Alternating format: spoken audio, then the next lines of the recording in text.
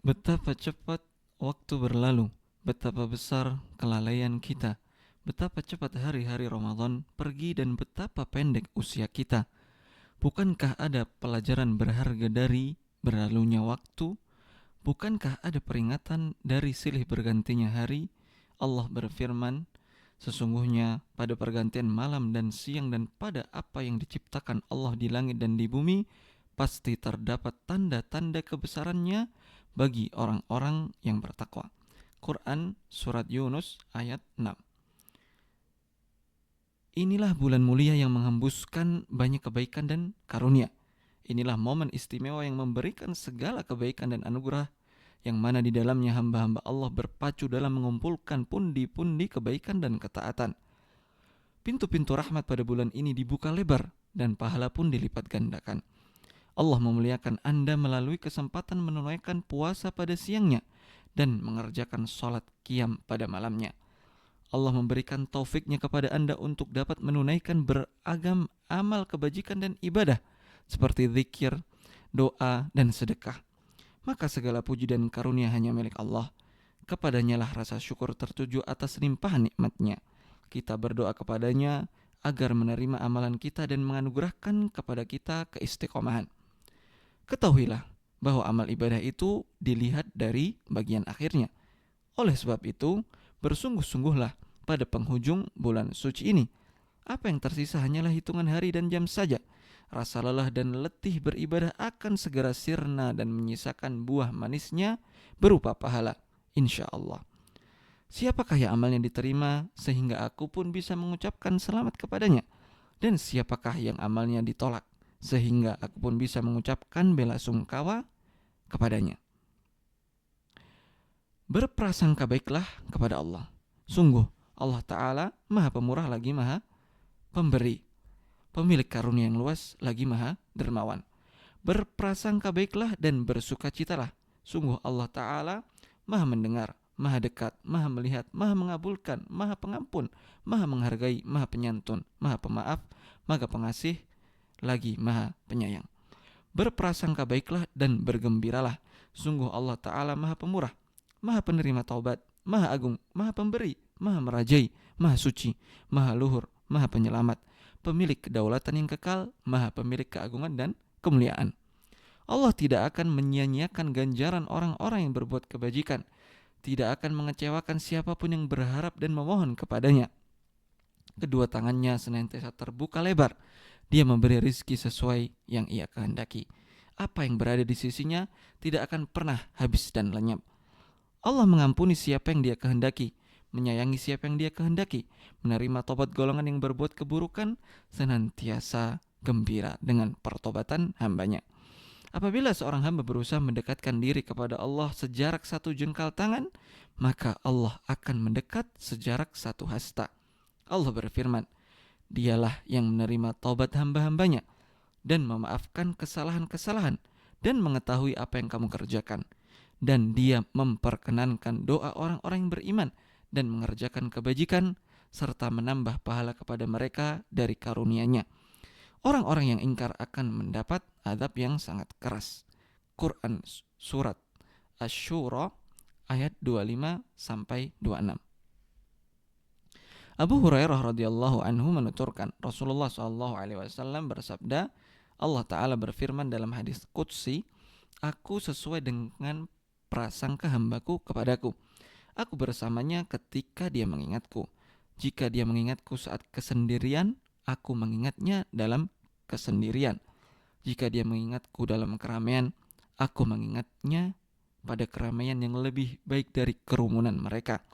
Barang siapa mendekat kepadaku satu jengkal, aku mendekat kepadanya satu hasta. Siapa yang mendekatiku satu hasta, aku mendekatinya satu depa. Jika ia datang menghadap sambil berjalan, aku datang kepadanya sambil berlari kecil. Hadis riwayat Bukhari dan Muslim. Abu Hurairah radhiyallahu anhu juga menuturkan Rasulullah sallallahu alaihi wasallam bersabda, Allah Azza wa Jalla berfirman dalam hadis qudsi, tidaklah hambaku mendekatkan diri kepadaku dengan suatu amal soleh yang lebih aku cintai daripada amal-amal yang aku wajibkan kepadanya. Apabila hambaku senantiasa mendekatkan diri kepadaku dengan amal-amal tambahan yang dianjurkan, maka aku pun mencintainya. Kemudian, jika aku telah mencintai seorang hamba, maka aku akan selalu membimbingnya dalam pendengarannya, membimbingnya dalam penglihatannya, menuntunnya dalam perbuatan dengan tangannya, dan meluruskan setiap langkah kakinya. Jika dia memohon kepadaku, maka aku akan penuhi permohonannya. Jika dia meminta perlindungan kepadaku, maka aku akan berikan perlindungan kepadanya. Tidaklah aku ragu melakukan sesuatu yang mesti aku lakukan, seperti keraguan untuk mencabut nyawa seorang yang beriman. Dia tidak menyukai kematian dan aku tidak ingin menyakitinya. Hadis riwayat Bukhari. Berusaha untuk tetap istiqomah dan teguh dalam ketaatan adalah salah satu ibadah termulia. Keteguhan dan kontinuitas merupakan indikator keikhlasan dan diterimanya amal seorang hamba. Dalam sebuah hadis disebutkan bahwa amalan yang paling dicintai oleh Allah adalah yang paling konsisten. Hadis riwayat Muslim. Dalam hadis lainnya disebutkan bahwa amalan Rasulullah SAW adalah terus-menerus, berkesinambungan. Hadis riwayat Muslim.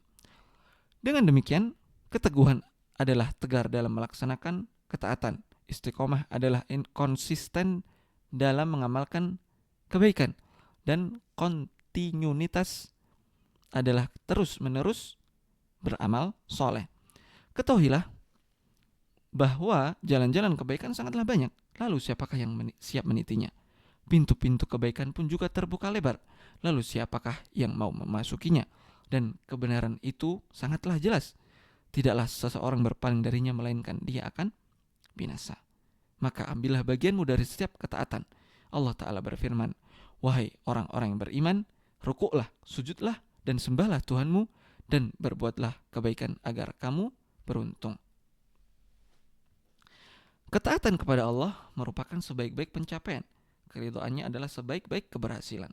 Surga itu diliputi oleh hal-hal yang tidak menyenangkan, sementara neraka itu diliputi oleh hal-hal yang menyenangkan. Dan hanya pada hari kiamat sajalah diberikan dengan sempurna balasanmu. Barang siapa dijauhkan dari neraka dan dimasukkan ke dalam surga, sungguh dia memperoleh kemenangan. Kehidupan dunia hanyalah kesenangan yang memperdaya. Perbaikilah apa yang tersisa dari bulan Ramadan ini, karena sesungguhnya amal ibadah itu tergantung pada bagian akhirnya. Bergegaslah untuk bertaubat dan bersegeralah untuk melakukan ketaatan. Rasulullah SAW pernah naik ke atas mimbar kemudian berkata, amin, amin, amin. Ketika turun dari mimbar, Rasulullah SAW ditanya tentang hal itu, maka beliau menjawab, Jibril datang kepadaku dan berkata, celakalah seorang hamba yang menjumpai bulan Ramadan, namun dosanya tidak diampuni, maka dia masuk ke dalam neraka. Semoga Allah menjauhkannya dari rahmatnya. Ucapkanlah amin. Maka aku pun mengucapkan amin. Kemudian Jibril berkata, celakalah seorang hamba yang menjumpai kedua orang tuanya atau salah seorang di antara keduanya, namun dia tidak berbakti kepada keduanya, lalu dia mati dan masuk ke dalam neraka. Semoga Allah menjauhkannya dari rahmatnya. Ucapkanlah amin. Maka aku pun mengucapkan amin. Jibril pun melanjutkan, celakalah seorang hamba yang apabila namamu disebut di sisinya, namun dia tidak mengucapkan sholawat kepadamu. Semoga Allah menjauhkannya dari rahmatnya. Ucapkanlah amin. Maka aku pun mengucapkan amin. Maka marilah kita mohon kepada Allah keistiqomahan di atas ketaatan hingga kematian menjemput. Mohonlah perlindungan kepadanya dari hati yang melenceng, dan dari keimanan yang bergeser kepada kekafiran, dan dari ketaatan yang berbalik arah ke kemaksiatan.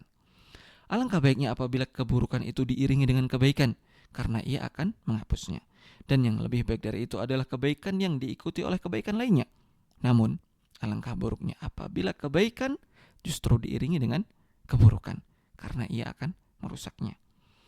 Abu Dzar radhiyallahu anhu meriwayatkan bahwa Rasulullah SAW pernah bersabda kepadanya, bertakwalah kepada Allah dimanapun kamu berada. Lakukanlah kebaikan setelah keburukan, niscaya ia akan menghapusnya. Pergaulilah manusia dengan akhlak yang baik. Hadis riwayat Ahmad. Ibadah akan berpengaruh baik terhadap keimanan. Di antara pengaruh baiknya terhadap hati adalah terjaganya niat, tersucikannya hati, tumbuhnya ketakwaan, keikhlasan, serta rasa khusyuk kepada Allah yang maha tinggi. Dan di antara pengaruh baik amal yang diterima terhadap anggota tubuh adalah tertahannya seseorang dari melakukan dosa dan kemaksiatan, dan terdorongnya ia untuk konsisten dalam melakukan kebaikan dan ketaatan. Oleh karena itu, teruslah menghadirkan pengawasan Allah terhadap amal perbuatan Anda. Ingatlah bahwa Allah tidaklah melihat kepada rupa atau fisik Anda, melainkan kepada kesucian kalbu dan kualitas amalan Anda. Betapa banyak orang yang berpuasa namun hanya mendapatkan rasa lapar dan dahaga. Betapa banyak orang yang menegakkan sholat malam namun hanya mendapatkan letihnya begadang dan lamanya berdiri saja. Seluruh bulan yang ada adalah momen ibadah, meskipun terdapat perbedaan di antaranya dari segi keutamaan dan peruntukannya. Seluruh usia kita adalah kesempatan untuk beramal dan melakukan ketaatan. Setiap kita pastilah berbuat dan berusaha, ibarat sedang bertransaksi. Ada di antara kita yang akhirnya berhasil membebaskan dirinya dari neraka, namun ada pula yang malah berujung membinasakan dirinya sendiri. Setiap orang akan dimudahkan untuk menuju sesuatu yang ia diciptakan untuknya. Maka bertakwalah kepada Allah. Manfaatkanlah usia Anda untuk beramal. Buktikanlah kejujuran ucapan Anda dengan amal perbuatan. Camkan bahwa umur seorang hamba yang betul-betul bernilai di sisi Allah adalah apa yang dipergunakan dalam rangka ketaatan kepadanya. Seorang yang cerdas adalah orang yang selalu mengintrospeksi dan mendidik jiwanya, serta mempersiapkan bekalnya setelah kematian. Sedangkan seorang yang lalai adalah orang yang senantiasa mengikuti hawa nafsunya, namun berangan-angan bahwa Allah akan mengampuninya.